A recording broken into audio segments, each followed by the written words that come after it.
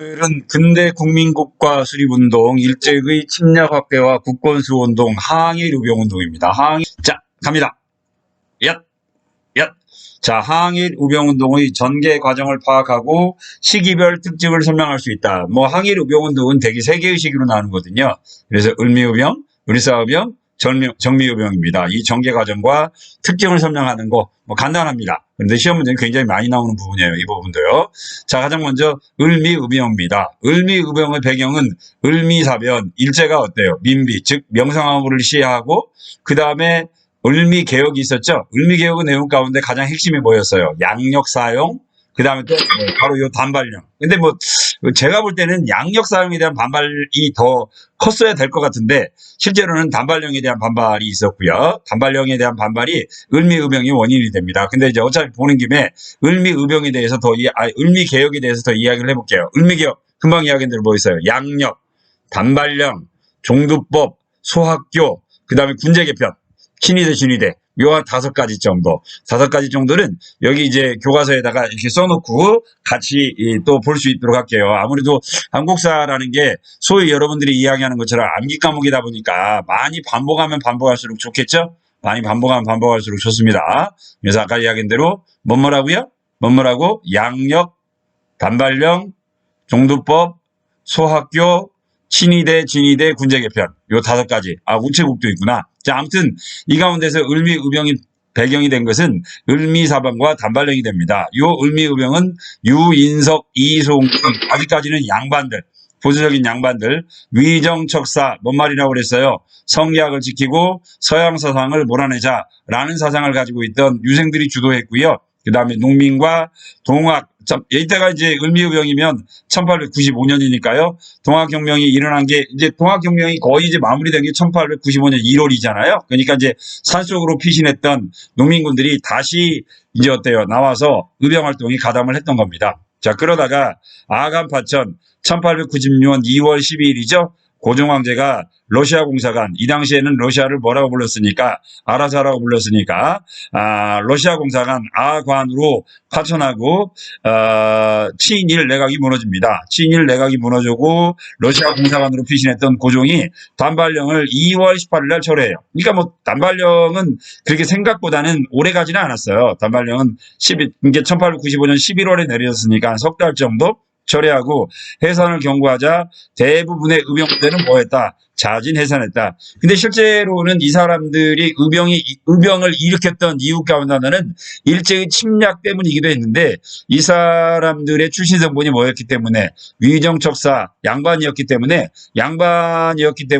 왕이 해산하라 그러니까 다 해산을 해버립니다. 그러자 여기에 거부하는 일부 농민들, 아무래도 이제 동학농민혁명에 가담했던 농민들이었겠죠. 농민등은 활빈당, 가난한 사람들을 위해서 활동하는 모임이죠. 활빈당 등을 결성하여 문양투쟁을 지속해갔다. 자, 유인석의 경문입니다. 유인석의 경문을 보면 아까 이야기했던 을미의병의 배경이 2가지라는 걸 알 수 있죠. 우리 국모의 원수, 을미사변이죠. 이미 이를 갈았는데 참혹한 일에 더하여 우리 부모로부터 받은 머리털, 얘는 뭐예요? 단발령입니다. 그래서 요 2가지를 보면 을미의병이 일어난 이유는 을미사변과 뭐에 대한 반발이었다. 단발령에 대한 반발이었다라는 거 저희가 알 수 있고요. 자, 의병 이때 이제 일어났던 거 아까 이야기한 대로 이제 유인석, 여기 제천이네요. 그죠? 제천. 그다음에 또 하나 누구 있었지? 이소웅. 이소웅은 어디예요? 강원도 쪽인데. 그렇죠. 강원도 춘천. 이제 요곳에서 일어난 게 이제 을미의병입니다. 아까 제가 시작하면서 말씀드린 것처럼 의병은 을미의병, 을사의병, 정미의병 요 3개로 나눠져요. 자, 이제 그 다음에 이제 등장하는 게 바로 이제 무슨 의병이에요? 을사의병이 되겠죠. 을사의병은 빨간색인데 좀 더 많네요. 이제 눈에 딱 들어오는 게 이제 을사병으로 눈에 딱 들어오는 게 요 최익현. 그 다음에 요 민종식. 그 다음에 이제 여러분들이 반드시 당구장 표시해 놓고 알아야 될 사람이 바로 누구예요? 요 신돌석. 한국말로 하면 신돌석인데 한국말로 하면 또돌입니다. 돌돌이. 왜 그러냐면 여 신은 성이고요. 이 돌이 돌돌 쪽에 돌석자예요. 돌돌의 돌석자. 그러니까 돌돌의 돌석이니까 신돌석 이름은 뭐예요? 돌돌이죠, 돌돌이.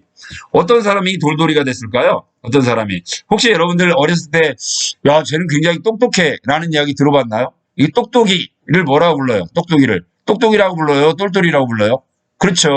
똑똑이는 똘똘이라고 부르잖아요. 이 똘똘이를 또 한자로 쓰다 보니까 뭐가 되는 거예요? 돌돌이가 되는 거죠. 그래서 우리가 이제 신돌석 하면 돌돌 그렇게 이야기를 하긴 하는데, 선생님이 봤을 때는 돌돌이라는 단어를 사용할 정도로 이 신돌석이라는 사람 굉장히 어렸을 때부터 똑똑하지 않았나, 이제 그런 생각을 해봐요. 아무튼 을사늑약 1905년 11월 8일입니다. 아까 을미의병은 1895년이었죠.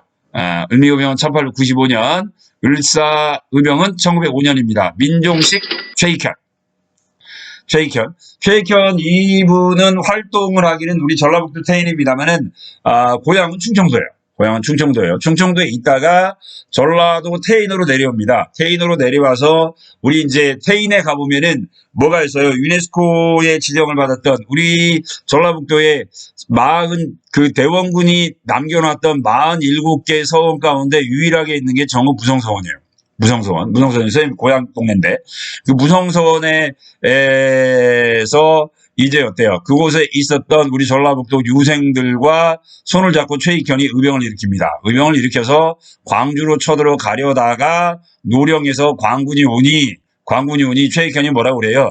내가 군대를 일으킨 것은 일본군과 싸우기 위해서이지 광군과 싸우기 위해서가 아니다 라고 하면서 의병을 스스로 자진해산하고 본인은 어디로 끌려가요? 일본 대마도로 끌려갑니다. 일본은 아니죠. 그냥 대마도죠. 대마도 우리 거니까. 대마도로 끌려가서 단식, 일본 놈들이 주는 식사는 먹지 않겠다. 그래서 이제 단식하고 생을 마쳤다라고 하는 걸로 굉장히 유명한 분이죠. 이 최익현이 그분이에요. 옛날에 우리 강화도 조약에 반대하면서 궁궐에 도끼 놓고 상소 올렸다는 분이 있죠.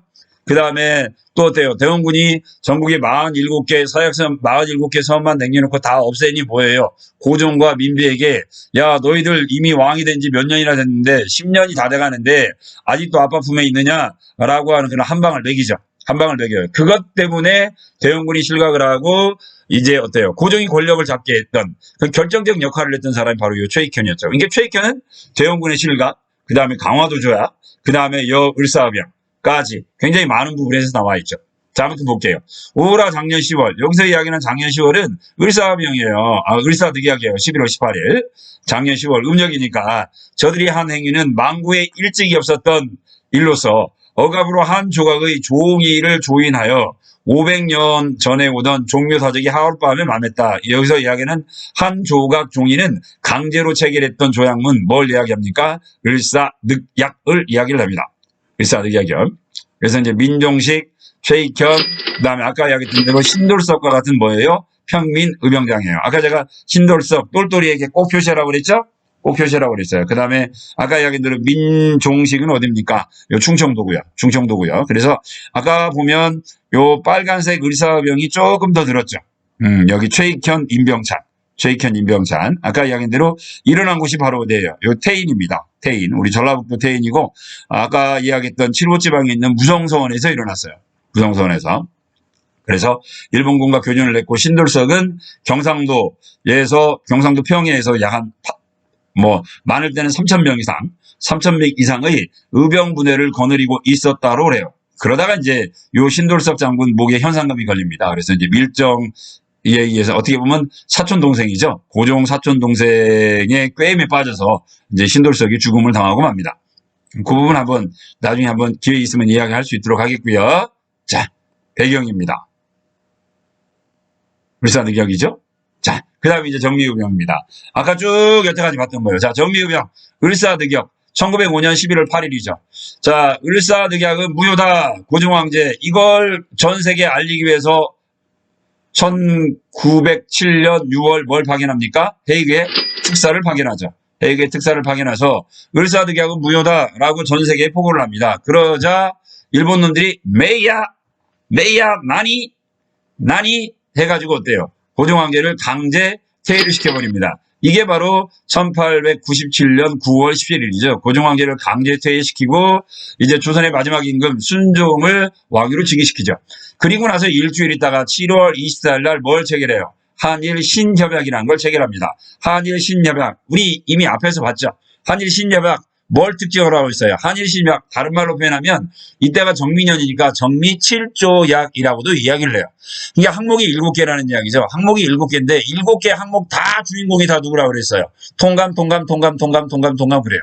그러니까 통감이라는 단어가 엄청나게 7번 정도로 많이 나온다. 그러면 한일신협약이고요.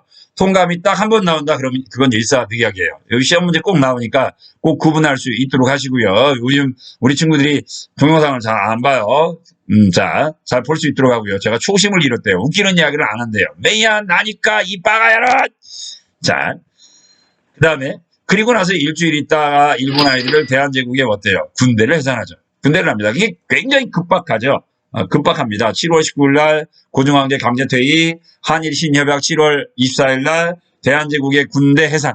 그런데 이제 우리가 이제 정미급역의 원인을 이야기할 때는 여러 가지 걸 이야기를 할 수 있어요. 뭐 한일신협약, 소위 이야기하면 차관 정치라고도 이야기를 할 수도 있겠지만, 그 다음에 고종황제의 강제퇴위도 배경이 되겠지만, 정미급역의 가장 큰 배경을 네 글자로 정리해라. 그럼 뭐예요? 군대 해산입니다. 자, 이처럼 군대가 해산이 되자 이 당시 대한제국의 군대의 숫자는 약 한 8,800명이었어요.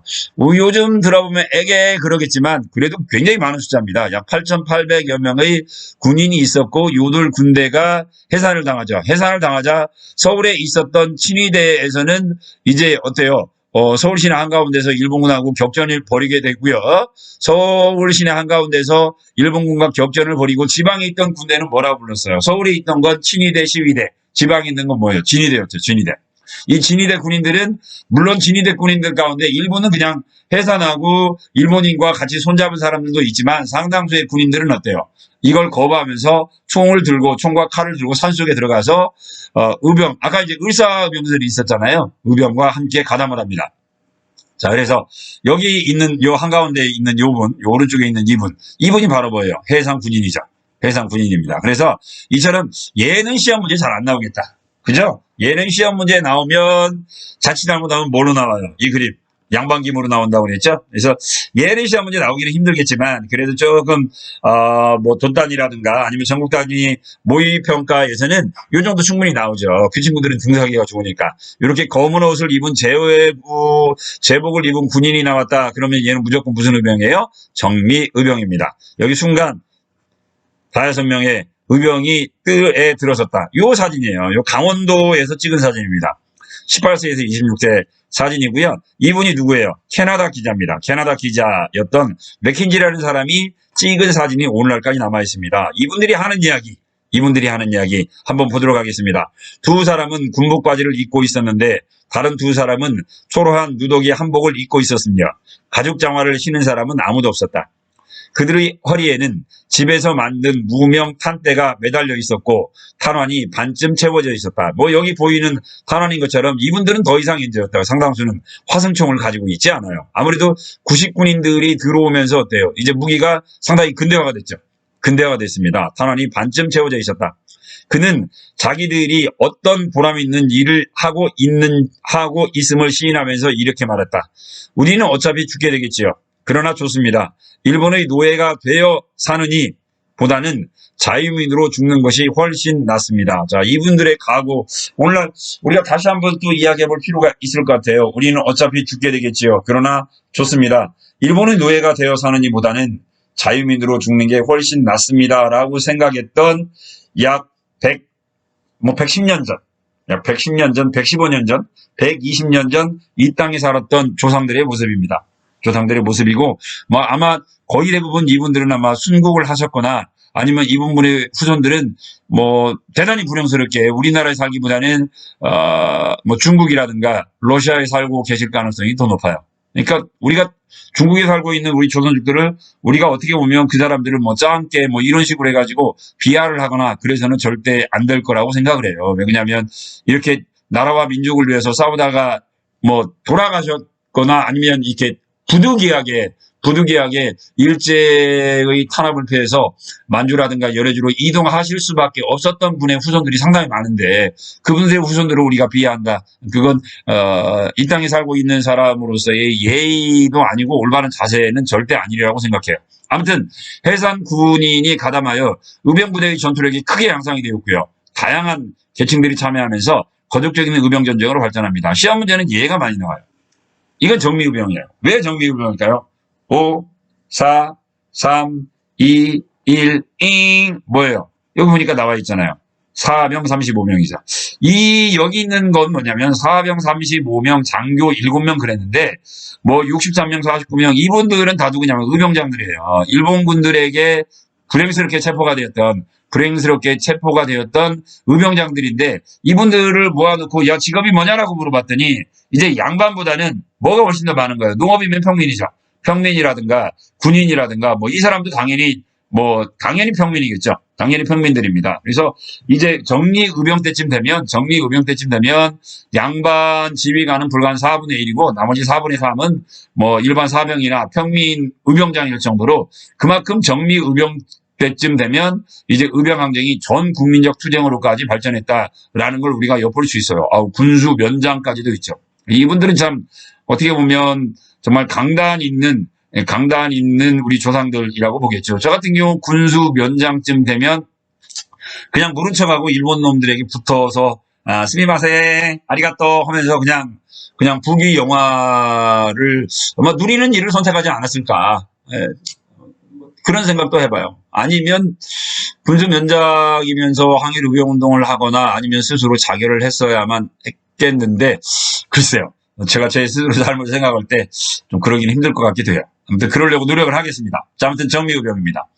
자, 이 정미의병 나중에 이제 어때요? 이인영을 중심으로 이제 연합부대를 만들어요. 이게 바로 뭐예요? 13도 창의군입니다. 야, 우리가 지방에서 조금씩 싸우면 뭐하냐? 우리 한 군데로 합쳐가지고 결국은 일본군들의 있는 총 본사는 어디니까? 서울이니까 서울로 쳐들어가자.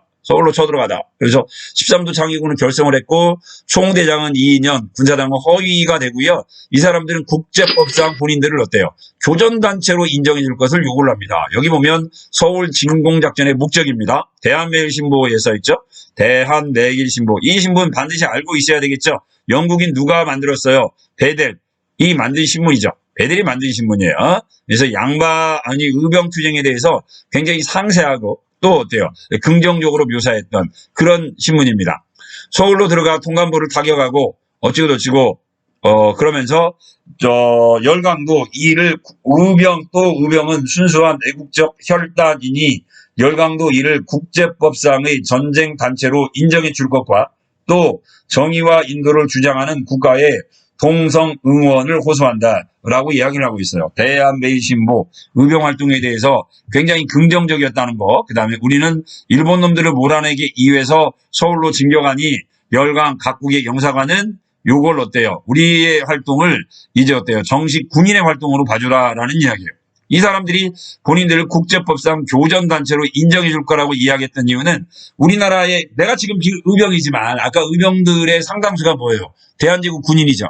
이 사람들이 총칼을 들게 된 이유가 뭐예요? 일본군들은 군대를 해산시켰지만 이 해산된 그 군인들 있잖아요. 이 사람들은 일본에 의한 그 군대 해산을 인정할까요? 안 할까요? 안 하는 거죠. 따라서 우리는 의병이 아니라 뭐예요? 대한제국의 군인이잖아요. 대한제국 군인이에요. 대한제국 군인이 일본과 선전포고를 해서 우리는 지금 뭐 하는 거예요? 정식 전쟁을 하는 거예요. 우리는 의병이 아니라 뭐라고요? 대한제국 군인으로서 이 땅에 침략한 누구하고 싸우는 거예요? 일본군과 싸우게 되는 거죠.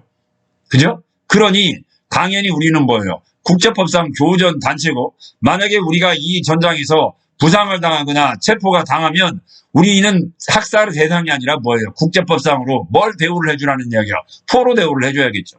나중에 안중근 의사가 뭐예요? 이토 히로부미를 사살을 할 때, 자, 역시 류승 교도소에서 조사를 하죠? 조사를 합니다. 야, 네 직업 뭐냐? 그러니까 난 대한민국 육군 중장이라고 그랬어요. 육군 중장으로서 전쟁터의 한가운데서 우리의 적인 원흉인 이토 히로부미를 나는 전쟁터에서 뭐 한 거예요? 사살한 거예요. 나는 애국지사도 아니고 나는 테러범도 아니에요. 나는 안중근 의사도 아니에요. 나는 뭐예요? 대한제국의 군인이에요. 따라서 너희들은 나를 재판할 권한이 있어요? 없어요? 없는 거예요. 왜? 나는 군인이니까. 군인이 전쟁터에서 적군을 사살했는데 이놈을 가지고 재판하는 경우가 어딨냐라는 이야기예요. 그래서 안중근 의사가 재판을 거부를 합니다. 재판을 거부를 했던 거예요. 요 정미의병의 국제법상 교전단체 인정과 안중근 의사의 재판의 그 기록은 아주 정확하게 일치하고 있는 내용이죠.